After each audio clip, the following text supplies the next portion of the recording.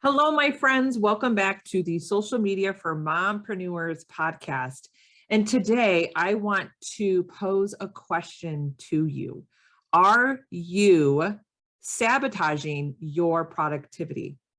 I know that's kind of a loaded question, and you might be thinking, no, I have all these great habits that I'm doing on a week to week or month to month. I'm organized. I have everything planned out. I am not sabotaging my productivity. But maybe you already have some bad habits that you don't even know that could possibly be ruining your business productivity. So the first bad habit that you might have and you don't realize it is too much social media time.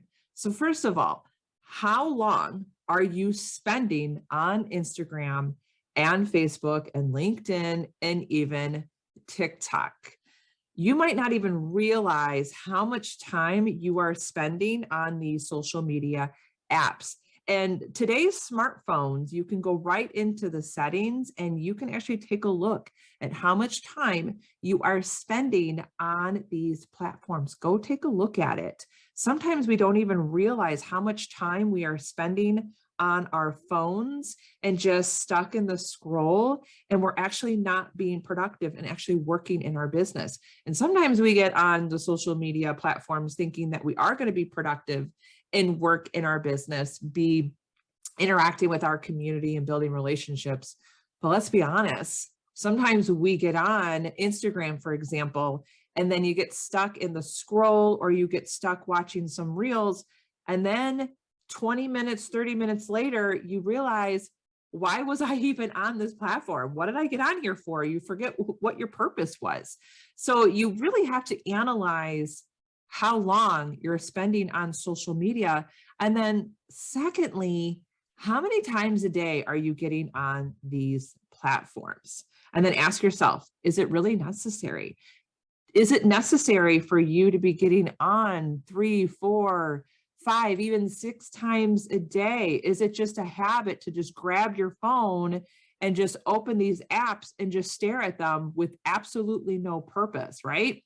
Is that really being productive in your business? So we almost have to train our brains to, number one, spend less time on the social media applications, and then analyze how many times a day are you actually getting on. So I want you to think about, where do you want to be in the next 5 years? Do you still want to be scrolling the platforms like a maniac?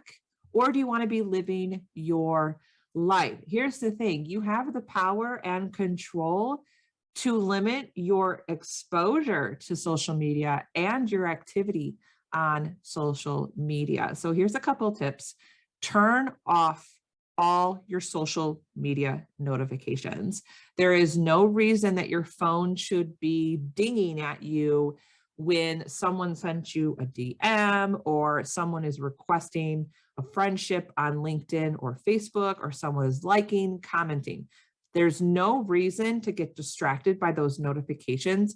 It's not going to help your productivity. So just go ahead and turn off those notifications. Remember, you need to protect your peace and you need to protect your mental well-being. So analyze, ask yourself that question. Are you spending too much time on social media? Because if you are, unfortunately, that is a really bad habit that is most likely sabotaging your productivity. All right, the second one here. What is your end of day bedtime routine? Is your phone in your hand? Are you getting enough sleep? Are you on the laptop right before you go to bed?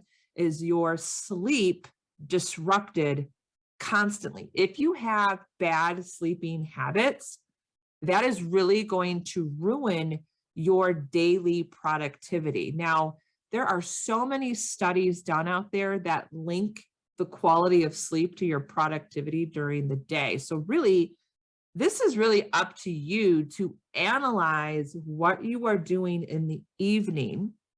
Is it helping you to calm down and have that restful sleep that your body and your brain really need. So I have a couple of rules that really help me. I have a no phone in my hand after 7 p.m. And I know sometimes if I hear like my Voxer notification going off, that's something else that I need to silence on my phone. I'm so tempted to go answer it, but I have to train my brain and get myself into a calm down mode so I can actually get the sleep and the rest that my mind, my brain, my body needs so I can perform at my best the next day. So you might have to establish a boundary where there's no laptop and there's no phone after a certain time so you can actually take time for yourself. Again, it goes back to protecting your peace, protecting your well-being. And then, of course, for myself, there is no phone in the bedroom at night. The only person in our house that has a phone in their bedroom is my husband, just because there might be an emergency, because we don't have a landline. So he keeps it, but it's on silent in our bedroom. It's just kind of a in case emergency kind of thing. So I want you to really analyze, what is your nighttime routine, and are you getting enough sleep? And is your sleep uninterrupted? That is really going to have a huge impact on your productivity. So don't let your lack of sleep and your nighttime routines ruin your next day productivity. All right, number 3, this could be a really bad habit that you don't even know you're doing.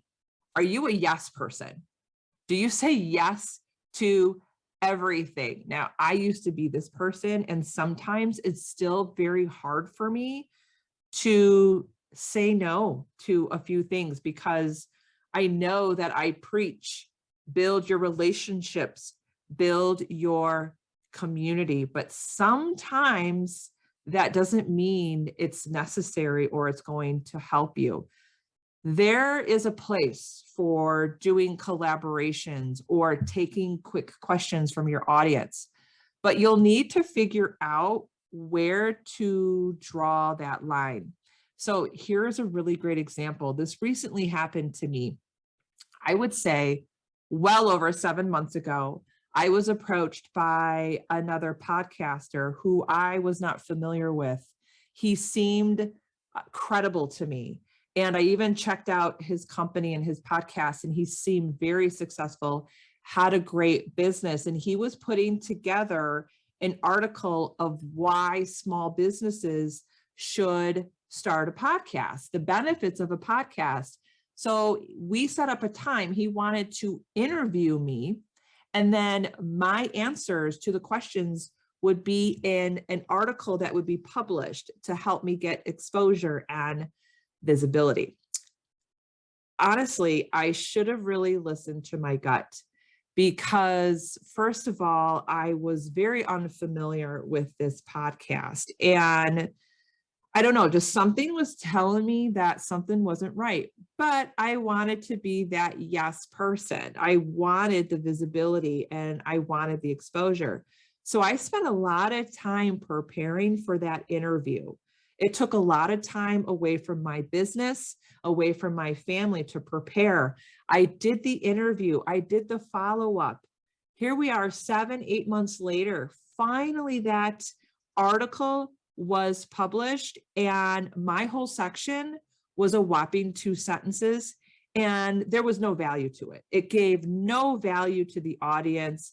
I didn't realize how many other podcasters would be inside this article. It was unbelievable. I had to scroll through this article to get to my section, which was a whopping 2 sentences, like I said, and gave 0 value. It was a complete waste of my valuable time. And in the long run, was this going to give me any visibility, any exposure? I don't think so. So I think the lesson here is to really trust your gut. Does it feel right to you? If it feels right to you and you're like, oh, this would be amazing, then okay, say yes. But you don't always have to be the giver. And I think this is like a mom thing or a woman thing, that we just feel that we have to give. We feel we have to say yes. We feel that we have to please everybody. So here's my advice. Don't be a yes person, be a strategic collaborator. I mean, yes, you want to help other people, but you have to, this is your business. This is your time. Is it going to pay off in the end? Will it help you or will it help your audience? So instead of being the yes person, think of yourself as a strategic collaborator. So you can respond to someone and say, thank you for the opportunity, but right now, I don't think this is a strategic move for me, or I don't think that this would give my audience a lot of value at this time. So think of yourself as a strategic collaborator, not just a yes person. And I think that's going to help you in the long run to building better habits when it comes to opportunities. All right, number 4, you probably have a to-do list, but look at your to-do list. Is it business producing work or is it just staying busy? And I'll tell you, this is something that I seem to struggle with still in my business. This has been a really huge shift for me to realize that the tasks that I have written down, are they really business producing tasks? Or is it just this need to feel busy? Because a lot of times if we feel busy, it makes us feel successful. It makes us feel that we accomplished something. So I think my biggest advice here is you need to determine what are the 2 to 3 most important tasks for the day. And I like to look at my whole week and I will make the most important task and put them at the beginning of the week, because there's going to be a lot of tasks that you're just not going to get done. And it's just going to have to be pushed to the following week. But at least I know that the task I'm doing is highly focused, business producing task. And I like to put them at the beginning of the week and make sure that I'm time blocking with no interruptions. So take a look at that. And that's really hard to practice. And this happened to me just last week where I was finished with homeschooling. And then I had 2 really important tasks that I needed to get done. And I actually finished them in less time than I thought it would take. And I remember looking at the clock and it was like 1 o'clock in the afternoon and I was done. But I had this sense of guilt because I felt that I needed to be busy. So we need to have that mindset shift. It's not about being busy. It's about being productive. And if you can be productive in less time and then go and enjoy your day, amen, you're doing it right. And remember, this is why we all decided to be entrepreneurs. We did not want to live that corporate 9-to-5 life. If that's what you want to do, great. And if it's helping you grow and it's helping you scale, awesome. But I'm the type of person where I don't want to be stuck behind my laptop all day long till 4 to 5 o'clock at night and then do dinner and then family. Like, no, that is not why I decided to be an entrepreneur. All of us want to be an entrepreneur, or most of us at least want to be an entrepreneur. So we are spending less hours, but making a bigger impact. So you kind of have to have that shift. Are they just busy tasks or are they business producing tasks? You have to be able to look at that and then put those business producing tasks at the beginning of the week. All right, number 5. This is something that I also struggle with. A bad habit is having 0 boundaries. You have to draw a line, not only for yourself, but you also have to draw a line with your clients. They need to understand that you might not be responding to them in the evening. My audience has learned that I don't have any, I would say, conversations or any interactions in the morning because I'm homeschooling. And that's a boundary for me. I am not going to try and balance homeschooling, looking at my phone, jumping on a Zoom. Sorry, I'm not doing that. So you need to establish boundaries in your business. Remember, where do you see yourself in 5 years? Do you still want to be answering those crazy DMs or those crazy Voxer voice messages at 7:30 at night when you're trying to be at the movies with your kids or on a date night with your husband? No. So think about where you want to be in 5 years. Start acting like that person now. You need to be that person now. So have those boundaries. And then my last habit, and this is something that I need to work on myself, is not establishing office hours. I am so guilty of this. Now I know how many hours I will work in a day, and depending on homeschooling and how the day's going and activities with my kids. But I think I need to get better at establishing office hours because I don't want to be tied to working my business, let's say at 4:30 in the afternoon, where I'd rather be off hanging out with my kids and prepping for dinner.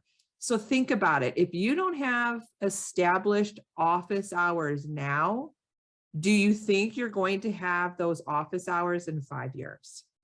Do you want to just be working at any time of the day or the weekends in 5 years? No. So establish those office hours now. When are you working? Monday, Tuesday, Wednesday, Thursday, Friday? Maybe you work a little bit on a Saturday morning, totally up to you. But establish those office hours because it's going to make you highly focused and productive. If you establish only 2 hours in the afternoon on a Monday between 1 and 3 in the afternoon, maybe you got a little one napping, or for myself, I finished homeschooling and now he's going to do his thing for 2 hours. I'm highly productive, highly focused for those 2 hours, but establish those hours of when you're going to work. Turn off your phone, put the do not disturb. You need 0 interruptions. All right, so I hope that was helpful. I want you to analyze this list. Are any of these bad habits sabotaging your productivity? Now, I also want to just let you know that you are going to see a shift in the podcast show. For 2.5 years, I have been releasing 1, if not 2 episodes a week, and I have not missed a week. Now, I love this show and I have no intentions on ever ending my podcast, but I want to let you know that you are going to see a little bit of a break. I will be releasing episodes now every other week.